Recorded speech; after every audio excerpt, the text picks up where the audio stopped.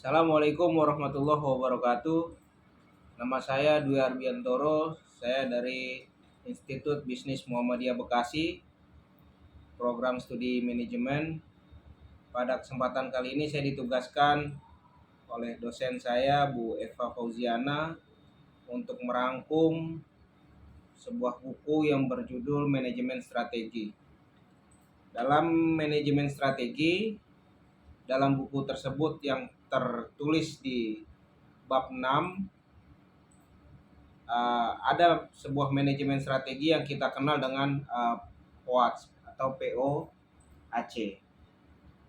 POAC ini adalah suatu konsep manajemen yang sering digunakan dalam dunia bisnis atau sebuah organisasi untuk membantu mengorganisir proyek dan memastikan kesuksesannya.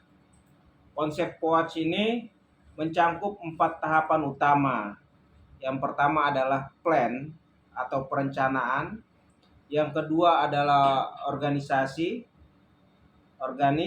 atau pengorganisasian. Yang ketiga adalah action atau tindakan, dan yang keempat adalah controlling atau pengendalian. Nah, itu singkatan dari POAC itu sendiri.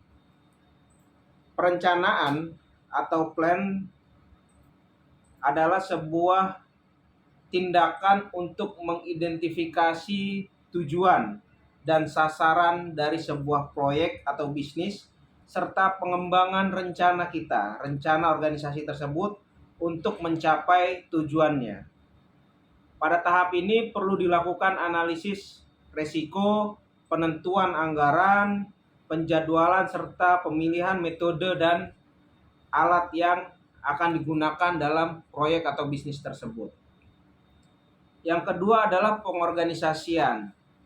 Tahap pengorganisasian atau melibatkan pengaturan sumber daya manusia itu sendiri, sumber daya alam, atau apa saja yang dibutuhkan untuk menjalankan proyek, termasuk personil, peralatan, dan material. Pada tahap ini juga dilakukan penentuan tugas atau pembagian tugas pokok dan fungsi, dan tanggung jawab, serta struktur organisasi yang diperlukan dalam proyek bisnis tersebut. Yang ketiga adalah tindakan atau action. Tahap tindakan melibatkan pelaksanaan rencana yang telah dibuat pada tahap perencanaan. Jadi melaksanakan apa yang telah direncanakan. Pada tahapan ini tugas dan tanggung jawab yang telah ditentukan harus dilaksanakan dengan efektif dan efisien sesuai dengan jadwal dan anggaran tentunya yang tadi sudah ditentukan atau ditetapkan pada sebelumnya. Dan yang terakhir, yang keempat, adalah pengendalian atau kontrol. Tahapan pengendalian melibatkan pemantauan proyek dan pengambilan tindakan korektif jika ada masalah atau ketidaksesuaian. Pada tahap ini juga dilakukan pengukuran kinerja, evaluasi terhadap proyek, serta melakukan perubahan dan perbaikan yang perlu untuk memastikan proyek berjalan sesuai dengan rencana. Manfaat POAC yang keempat adalah efektivitas komunikasi dan koordinasi. Ini sangat penting dalam sebuah organisasi untuk melakukan komunikasi dan koorganisasi, sehingga dapat meminimalkan kesalahan dan memastikan bahwa semua orang yang ada di dalam tim memiliki pemahaman yang sama tentang tujuan, sasaran, dan tugas-tugas yang harus dilakukan. Manfaat yang kelima adalah akuntabilitas dan transparansi. Dengan tahapan POAC ini, organisasi dapat membuat dokumentasi dan melacak progres report dari proyek tersebut. Hal ini dapat membantu kita dalam meningkatkan akuntabilitas dan transparansi. Artinya dokumen-dokumen tersusun dengan rapi sehingga ada transparansi di dalamnya. Manfaat yang keenam, kualitas produk dan layanan. membantu organisasi untuk memastikan bahwa produk atau layanan yang dihasilkan memiliki kualitas yang baik, karena setiap proyek telah direncanakan dan dikelola dengan baik. Dengan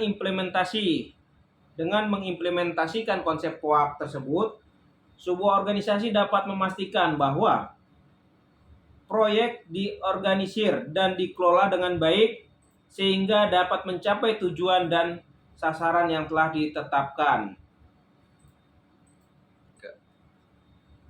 Konsep POAK dapat kita gunakan dalam berbagai situasi dan konteks, terutama ketika organisasi ingin menjalankan suatu proyek atau tugas yang kompleks dan memerlukan perencanaan. Ada beberapa contoh situasi di mana konsep POAK ini dapat kita gunakan. Yang pertama adalah proyek bisnis seperti pengembangan produk baru, perluasan pasar, pengoptimalisasi proses bisnis atau implementasi sistem informasi. Yang kedua adalah proyek teknologi informasi, pengembangan perangkat lunak, TI atau software atau migrasi sistem. Yang ketiga adalah proyek konstruksi, bangunan, infrastruktur, serta proyek rekayasa sipil lainnya. Yang keempat, proyek riset dan pengembangan. Yang kelima, proyek pengorganisasian acara seperti seminar, konferensi, dan acara besar yang lainnya. Dan yang keenam adalah proyek sosial dan kemanusiaan. Ini bisa membantu program bantuan kemanusiaan, proyek pemberdayaan masyarakat, UMKM, proyek pengembangan sosial, misalkan panti, yayasan, dan lain sebagainya. Ada tahapan mengevaluasi POAK. Yang pertama, ada tahapan mengevaluasi POAK itu sendiri. Untuk menganalisis apakah konsep POAK ini sudah diterapkan dengan efektif dalam sebuah organisasi, dapat dilakukan beberapa langkah. Di antaranya adalah evaluasi hasil proyek kita. Yang kedua, tinjau ulang tahapan POAK tadi, planning, organizing, action, dan controlling. Yang ketiga adalah evaluasi keefektifan. Nah, kita lihat apakah proyek tersebut berjalan dengan efektif dan efisien. Yang keempat, tinjauan kinerja. Apakah kinerja yang dilakukan oleh sebuah tim dapat berjalan dengan baik sesuai dengan tugas dan tanggung jawabnya masing-masing. Yang kelima, tinjauan terhadap penggunaan sumber daya. Nah, apakah dengan konsep POAK tadi penggunaan sumber daya seperti waktu, tenaga, anggaran dalam menjalankan proyek sudah dapat diatur atau dioptimalkan dengan baik, maka konsep POAK tersebut dapat diterapkan dengan efektif. Yang keenam, umpan balik pemangku kepentingan. Dapat meminta umpan balik dari stakeholder terkait pelaksanaan proyek yang telah kita jalankan tadi. Jika umpan balik yang diterima positif dan memuaskan, maka konsep POAK yang tadi kita rencanakan itu dapat diterapkan dengan efektif. Dan dalam buku manajemen strategi atau dalam manajemen strategi ada yang kita kenal dengan istilah metode SMART. Metode SMART ini adalah pendekatan yang digunakan untuk mengatur tujuan yang jelas, yang spesifikasi, yang terukur, sehingga tujuan tersebut efektif dengan memastikan bahwa tujuan tersebut memenuhi kriteria yang kita inginkan atau tujuan dapat kita laksanakan dengan baik. Dalam manajemen strategi ada istilah yang kita dengar yaitu SMART.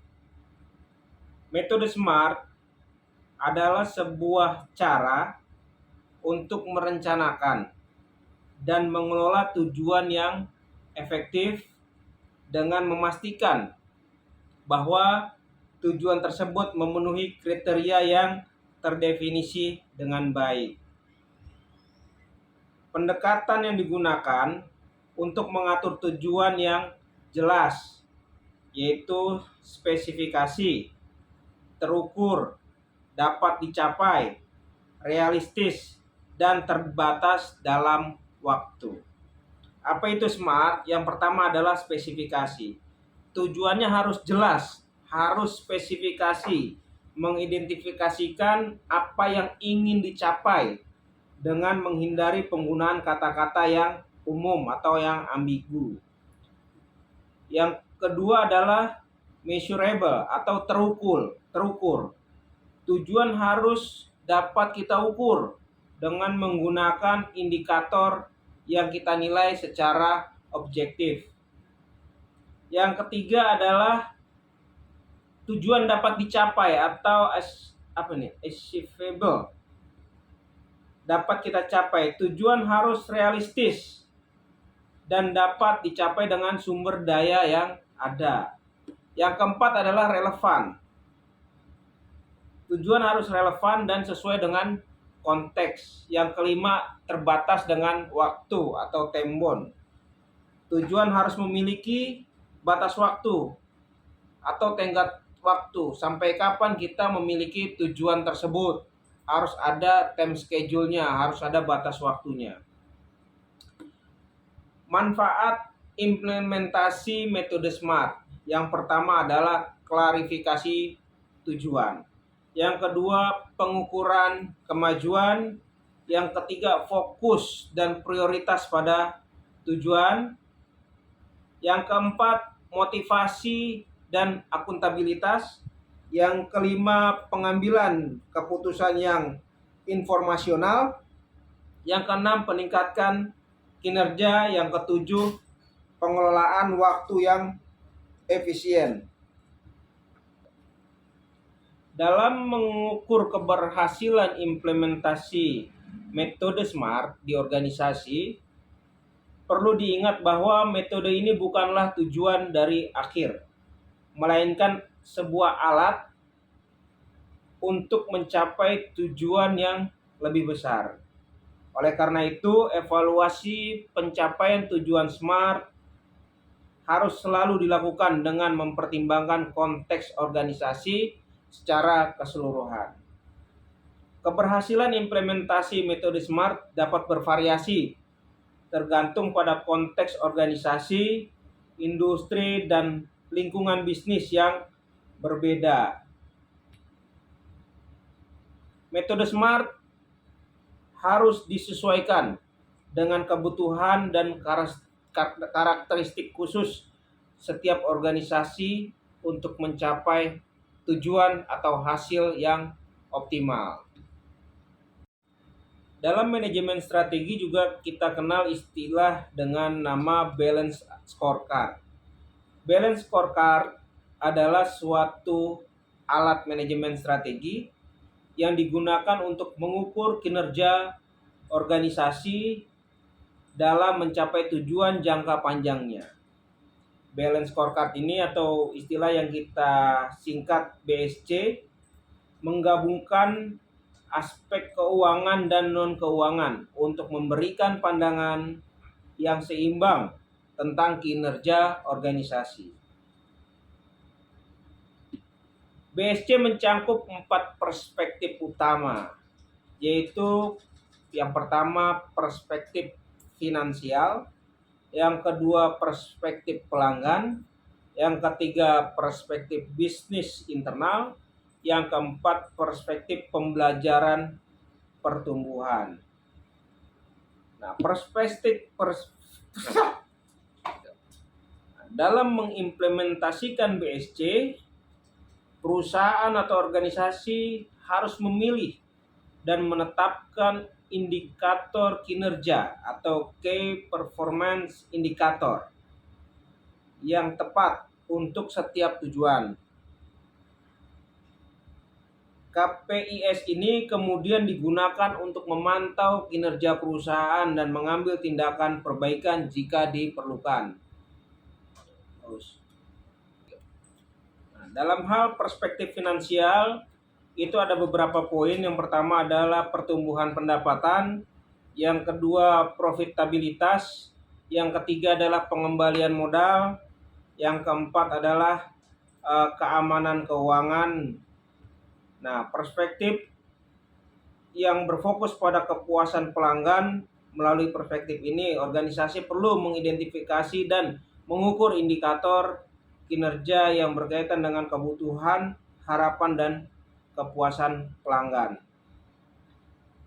Dalam melakukan implementasi BSC dalam perspektif pelanggan, perusahaan harus memastikan bahwa indikator kinerja yang dipilih sesuai dengan kebutuhan dan harapan pelanggan. Ini udah kan ya. Dalam manajemen strategi juga kita kenal dengan istilah Key Performance Indicator atau kita singkat dengan KPI.